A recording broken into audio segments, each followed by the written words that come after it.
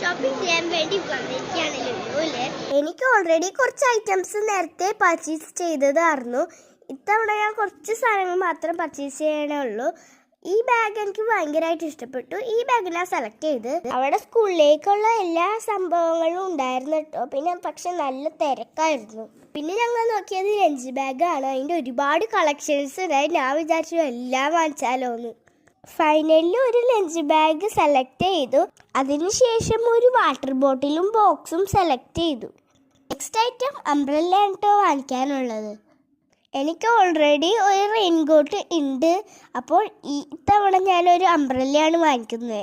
അപ്പോൾ ഗായ്സ്, ഈ അംബ്രല്ലയാണ് കേട്ടോ ഞങ്ങൾ വാങ്ങിയത്. എങ്ങനെയുണ്ട്? നിങ്ങൾക്ക് ഇഷ്ടമായോ? അപ്പോൾ ഇത്രയൊക്കെ ഉള്ളൂ കേട്ടോ ഇന്നത്തെ വീഡിയോ. ഇഷ്ടമാവുകയാണെങ്കിൽ ലൈക്കും സബ്സ്ക്രൈബും നൽകാൻ മറക്കല്ലേ.